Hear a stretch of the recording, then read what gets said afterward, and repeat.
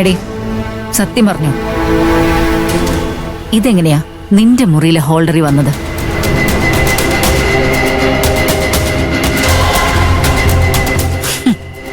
നിന്റെ തന്തയുടെ കുബുദ്ധി അതുപോലെ കിട്ടിയിട്ടുണ്ടല്ലോ നിനക്ക്. കൊള്ളാം. ₹1 നാണയം കൊണ്ട് എന്റെ മോന്റെയും പൊന്നുന്റെയും ജീവിതം ഇല്ലാതൊക്കെ നോക്കിയില്ലടി നീ. ഇതൊക്കെ എവിടുന്ന് പഠിച്ചടി നീ? അത് പഠിക്കാനൊന്നും ഇല്ല അപ്പച്ചി. കൊറേ സിനിമകളിലുണ്ട് ഇതുപോലത്തെ സീന്, അത് കണ്ട് പഠിക്കാലോ. ഇവൾക്ക് സിനിമയൊന്നും കാണേണ്ട കാര്യമില്ല. ഇവിടുത്തെ സമാധാനം കളയാൻ എന്ത് ചെയ്യണമെന്ന് പഠിച്ച് മനസ്സിലാക്കി നടക്കുക ഇവള്. ചേച്ചി വേണ്ട. അശ്വച്ചി, അമ്മായി പറയുന്ന പോട്ടെ.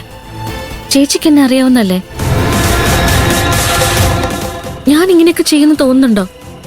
നിർത്തടി, അഭിനയിക്കല്ലേ? നീ തന്നെയാ ഇത് ചെയ്തത്. അല്ല അമ്മായി, ഞാനത് ചെയ്തിട്ടില്ല. എടി തുണികച്ചവകാരി, നീ അല്ലാന്ന് പറഞ്ഞാ ആ സത്യാന്ന് വിചാരിച്ചോ? നീ പറയുന്ന നുണയുണ്ടല്ലോ, ബുദ്ധിയുള്ള ഒരുത്തരം വിശ്വസിക്കില്ല.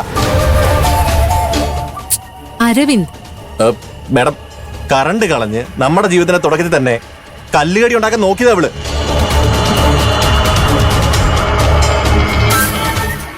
അരവിന്ദും ആന്റിയും പറയുന്നത് പോലെ ചാരുവാണത് ചെയ്തതെന്ന് എനിക്ക് വിശ്വസിക്കാൻ പറ്റുന്നില്ല. വേറെ ആരോ ചെയ്തതാ. ആവശ്യമില്ലാതെ ചാരുവിനെ പഴിചാരണ്ട. ആഹാ, കൊള്ളാലോ മാഡം. നേരിട്ട് കുത്തുന്നതിന് പകരം വളഞ്ഞ വഴി നോക്കുകയാണല്ലേ?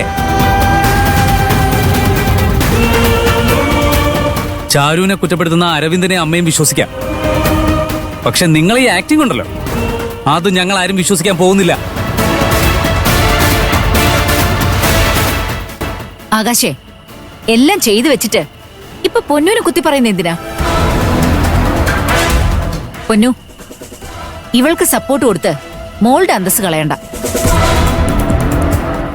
മതി അമ്മായി, എല്ലാം കേട്ട് നിൽക്കുന്നു വെച്ച് തോന്നിയതുപോലെ പറയാമെന്ന് വിചാരിക്കരുത്. ഞാൻ എന്ത് ഉപദ്രവമായി വീട്ടിൽ ചെയ്തിട്ടുള്ളത്?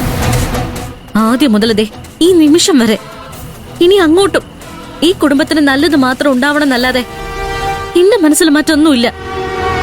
ഞാനെന്തിന് കറണ്ട് കളയണം? നേരത്തെ പറഞ്ഞില്ലേ, എന്റെ മോനും പൊന്നും സന്തോഷത്തോടെ ജീവിക്കരുത്, അതല്ലേ നിന്റെ ഉദ്ദേശം?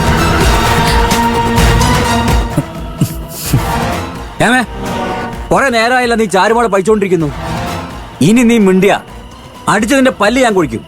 അതിന് നിങ്ങൾ ആയിട്ടില്ല മാഷേ, പല്ല് പൊഴിക്കുമെന്ന്. ദേ, ഒരു കാര്യം ഞാൻ പറയാം, എന്റെ ഭാര്യ അടുത്തുള്ളതുകൊണ്ടാ.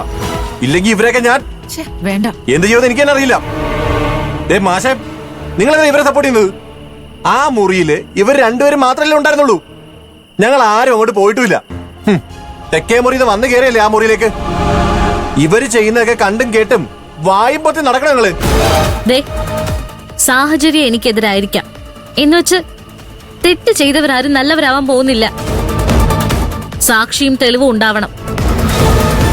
ഞാനാണിത് ചെയ്തതെന്ന് വല്ല തെളിവുണ്ടോ നിങ്ങളുടെ കയ്യില്? നീ ആയത് ചെയ്തതെന്ന് ഞങ്ങൾക്കറിയാം. എന്നാ ഞാനൊന്ന് പറയട്ടെ.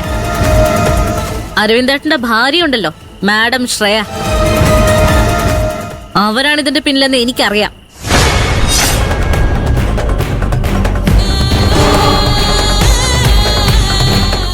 അല്ലാന്ന് തെളിയിക്കാൻ എന്തേലും തെളിവുണ്ടോ നിങ്ങളുടെ കയ്യില്?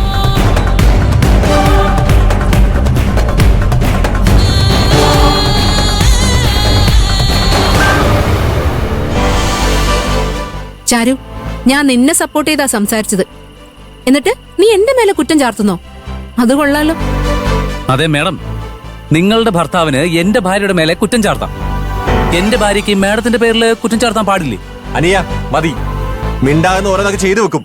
അതല്ലേ നിന്റെയൊക്കെ രീതി.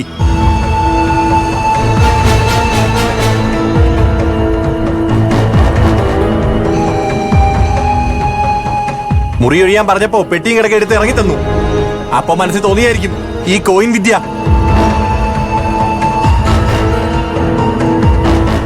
എടാ അരവിന്ദേ, ഇവൻ ഇതൊന്നും അറിഞ്ഞുകൊണ്ട് ചെയ്യുന്നതല്ല. ഈ കുരുട്ട് ബുദ്ധിയൊക്കെ ഇവളുടെ തലയിലെ ഉദിക്കൂ.